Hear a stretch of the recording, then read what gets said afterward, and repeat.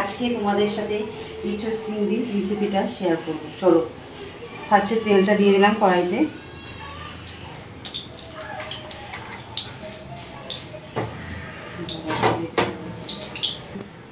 তো একবারে আমরা যেরকম তেল খাই, আমরা সামান্য তেল খেয়ে বেশি তেল খাই না।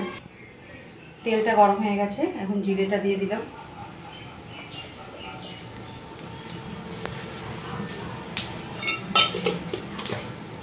জিরেটা গরম হওয়ার পরে একটা তেজপাতা মধ্যখান দিয়ে ছিঁড়ে দিয়ে দিলাম। তেজপাতাটা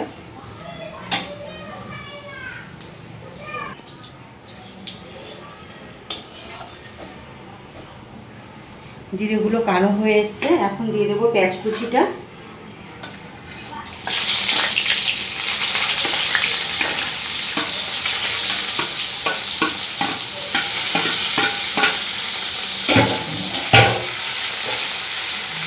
হয়ে গেলেই তারপর পেঁয়াজটা একটু ভালো লাল লাল করে ভাজা হয়ে যাবে। তারপর মশলা রেডি করা আছে, মশলাটা দিয়ে দেবো। মশলাটায় আছে আদা, লঙ্কা, রসুন, জিরে, টমেটো। এরকম করে দিয়েও করতে পারো, ভালো লাগবে।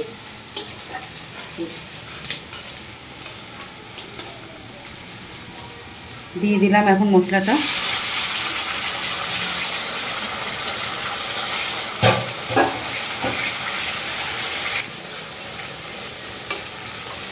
আগে থেকে চিংড়ি মাছটা ভেজে রেখেছি, আলুটা ভেজে রেখেছি, এঁচোড়টাও সিদ্ধ করে রেখে দিয়েছি। মশলাটা কষানো হয়ে যাবে, সব এক এক করে তারপর দিয়ে দেবো। সামান্য মতন হলুদ দিয়ে দেবো। দাদা আগের থেকে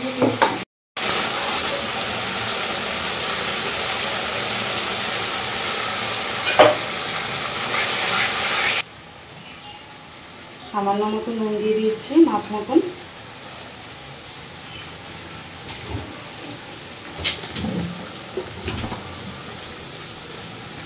এখন মশলাটা ভাজা ভাজা হয়ে যাবে, তারপর এঁচোড়টা দেবো।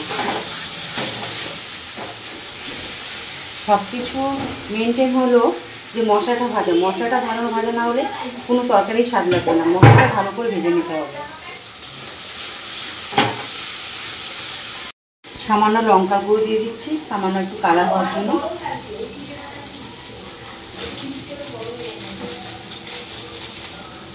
তোমরা চাইলে দিতে পারো, নাও দিতে পারো।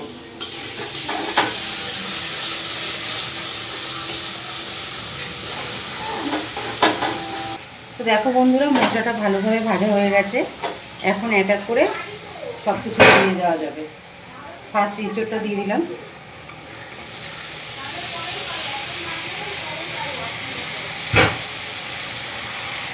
যেহেতু আলুটা ভাজা আছে আর এটা সেদ্ধ করা, এটা আগে একটুখানি কষিয়ে নিই।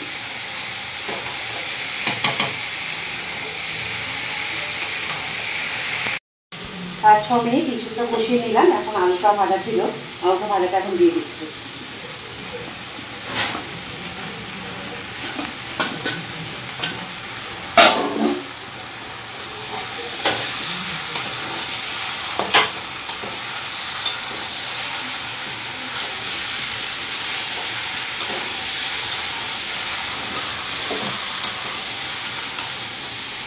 এটা কষানো হয়ে গেছে, এখন জল দিয়ে দিচ্ছি।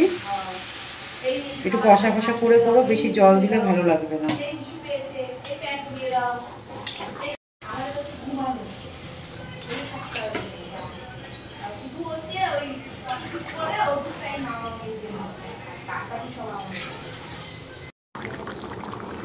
তো আলু ইঁচড় সব ভালোভাবে সিদ্ধ হয়ে গেছে। এবার এই যে চিংড়িগুলো দিয়ে দেওয়া হয়েছে।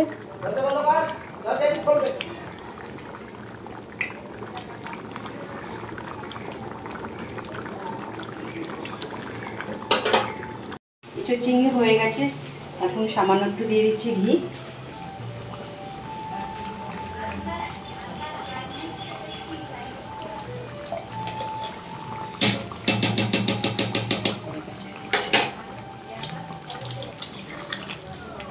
তারপর দিয়ে দিচ্ছি গরম মশলা।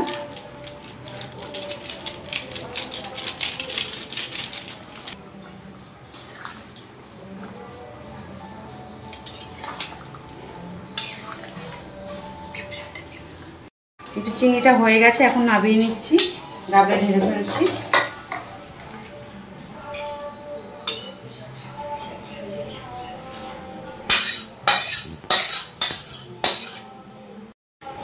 আমার চিংড়ি মাছ দিয়ে এঁচোড় দিয়ে হয়ে গেছে তরকারিটা।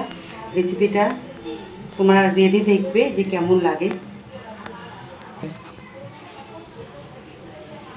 রান্না করে খেয়ে বলবে রেসিপিটা কেমন লাগলো।